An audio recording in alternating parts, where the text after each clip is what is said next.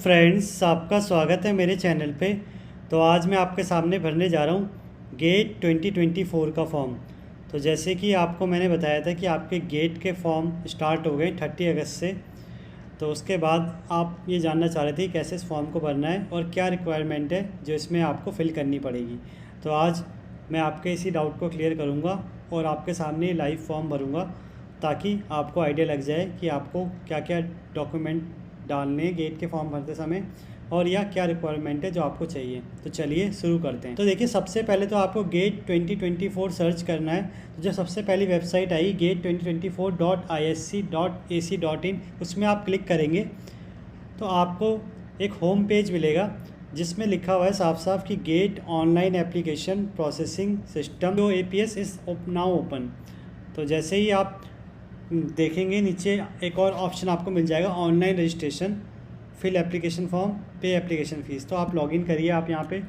तो देखिए, अगर आपने रजिस्टर नहीं किया है, तो जैसे कि आपने किया भी नहीं होगा, स्टार्टिंग है, गेट का फॉर्म 30 अगस्त को ही आया है और मैं फॉर्म भरना सिखा रहा हूँ, तो इसका मतलब आपने रजिस्टर नहीं किया है। तो पहले आप रजिस्टर करेंगे। तो आपको रजिस्टर स्टार्टिंग से करना है, चाहे आपने पिछले साल भरा था, चाहे किसी भी साल आपने फॉर्म भरा था। कई बच्चे डाउट पूछते हैं क्या उन्होंने लास्ट ईयर भरा था तो वो काम कर जाएगा? नहीं, वो काम नहीं करेगा। आपको दोबारा रजिस्टर करना है। तो आप रजिस्टर करेंगे तो उसमें सबसे पहले आपको अपना नाम लिखना है। नाम आप वही लिखिएगा जो आपकी 10th क्लास की मार्कशीट में होगा।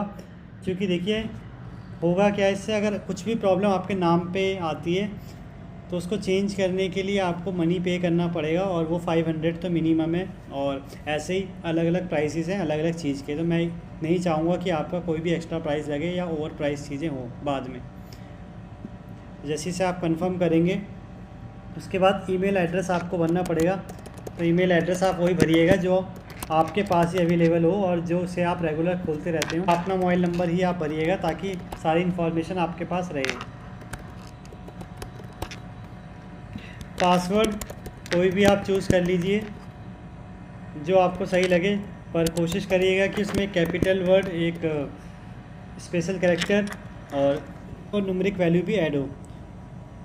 तो ये फॉर्म का मैंने भर दिया आपके सामने। मैंने लिख दिया है, नाम लिख दिया है, ईमेल एड्रेस लिख दिया है और मोबाइल नंबर लिख दिया है, पासवर्ड लिख दिया है। तो ऐसे ही आपको करना है और जो भी आपको अर्थमेटिक एक्सप्रेशन दिया होगा उसे आप सॉल्व कर लेंगे। तो आपको रजिस्टर करने के लिए आपको क्लिक कर दिया मैंने, सेव पासवर्ड में भी क्लिक कर दिया।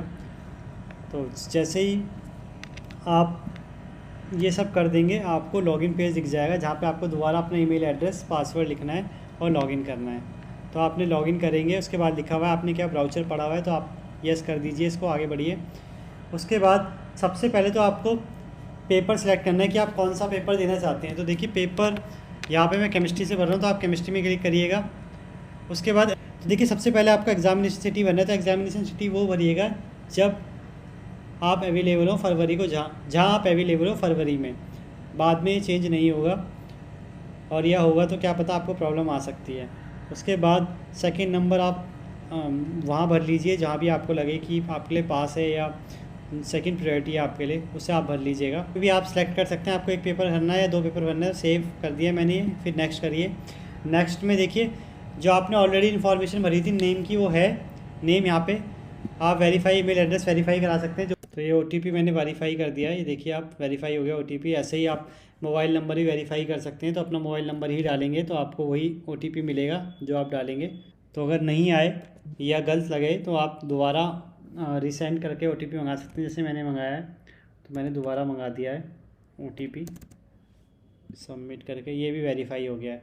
डेट ऑफ बर्थ, जो भी आपकी डेट ऑफ बर्थ होगी क्लास 10th के मार्कशीट पे, उसे ही आप भरना। जेंडर सेलेक्ट करेंगे, नेशनलिटी सेलेक्ट करेंगे, कैटेगरी सेलेक्ट करेंगे। जो भी कैटेगरी आपके लिए हो वो कैटेगरी सेलेक्ट कर सकते हैं। और जनरल EWS की एलिजिबिलिटी क्राइटेरिया भी चेक कर लेना। पर जनरल में आपको कहूँगा, जनरली होता क्या है गेट में, जनरल EWS की कट ऑफ सेम ही आती है, तो कोई फ़ायदा होता नहीं ज़्यादातर केस में, अगर कट ऑफ के प्रस्पेक्ट में अगर आप चीज़ें देखना चाहते हैं तो जनरल EWS का फिर भी आप एलिजिबिलिटी क्राइटेरिया चेक कर लेना अगर आप इससे भरना चाहते हैं तो। उसके बाद अपना ID प्रूफ, जो भी आप ID प्रूफ डालना चाहते हैं आप ID प्रूफ यूज़ कर सकते हैं। तो मैंने यहाँ पे आधार कार्ड लिखा है, वैसे ही आप जो लिखना चाहें आप वो लिख सकते हैं। नेम ऑफ पेरेंट, तो पेरेंट का नाम आप डाल देंगे अपने। रिलेशनशिप, फादर का नाम डाल दो फादर का, मदर का डाला तो मदर का, जो भी आप रिलेशनशिप चूज़ करेंगे वो। तो मोबाइल नंबर पेरेंट का भी डालना है यहाँ पे, तो आप चाहे अपना ही डाल दें, पेरेंट का डाल दें, कोई फ़र्क नहीं पड़ता है इससे ज़्यादा। बाकी पेरेंट का ही डाल दीजिए अगर उनका मोबाइल नंबर आपको याद है या आपके पास अवेलेबल है, वो रेगुलर यूज़ करते हैं उस चीज़ को, तो बाकी इससे कोई दिक्कत नहीं आने वाली। तो ये आपका सेकंड नंबर का था, इसे आप सेव करेंगे। अच्छा, डेट ऑफ बर्थ कंफर्म करनी है, कंफर्म कर लेते हैं। Confirm date of birth, date of birth आप कंफर्म करेंगे, कंटिन्यू हो गया। उसके बाद आप सेव कर देंगे इसको। तो आप देखिए मैंने सारी इन्फॉर्मेशन भर दी है, नेम भर दिया, ईमेल भर दिया, mobile number, date of birth, gender, nationality, category, personal with disability अगर है तो लिख दीजिए यस, नहीं है तो कोई नहीं, लर्निंग डिसेबिलिटी नहीं है, परमानेंट एड्रेस आपको भरना है कि आप कहाँ से डिसाइड करते हैं वो आप भर दीजिए, ठीक है। और उसके बाद आपको बस ये फादर नेम डालना था और अपना मोबाइल नंबर डालना था फादर नेम का। अब अपना एड्रेस डालना है, आपका जो भी एड्रेस होगा, तो कॉरस्पॉन्डेंस एड्रेस जहाँ भी आप रहते हैं वो आप डाल दीजिएगा। तो मैं डाल देता हूँ एड्रेस,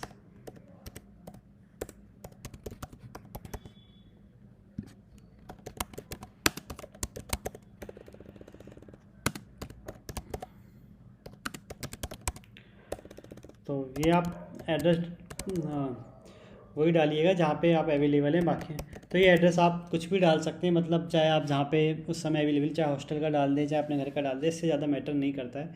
पर हाँ, जो भी डाले सही डालिएगा। हाँ, उसके बाद इसे सेव करेंगे, आप सेव कर लिया। उसके बाद नेक्स्ट पे जाएंगे, तो कॉलेज पिन कोड, तो अब जहाँ से आपने क्वालिफाई की डिग्री, क्वालिफाइंग डिग्री यहाँ पे एमएससी के बेसिस में मैं भर रहा हूँ। जो बच्चे बीएससी के बेसिस में भरेंगे वो बीएससी डालेंगे, तो यहाँ पे मैं एमएससी के बेसिस में भरूँगा तो मैं एमएससी डालूँगा। तो यहाँ पे एमएससी लिखा हुआ भी है। बाकी पहले कॉलेज के बारे में डालना है तो कॉलेज का ही पिन कोड डालना है, तो जहाँ से आपने एमएससी के बाद अपना रोल नंबर आप डालेंगे, क्वालिफाइंग डिग्री डालेंगे, जो भी आपकी क्वालिफाइंग डिग्री है। तो मैं यहाँ पे एमएससी से भर रहा हूँ तो आप एमएससी डाल सकते हैं। उसके बाद क्वालिफाइंग डिग्री एमएससी में केमिस्ट्री मैंने डाल दिया है। ईयर ऑफ क्वालिफाइंग डिग्री क्या है, तो मैं 2017 मैंने डाला है, जो भी आपका होगा आप डाल सकते हैं। डिग्री किस यूनिवर्सिटी ने अवार्ड की है तो आप उसे डाल सकते हैं, उसका नाम आपको आ जाएगा। कॉलेज नेम भी आप डाल सकते हैं, तो कॉलेज नेम जो भी होगा वो आप डाल दीजिएगा।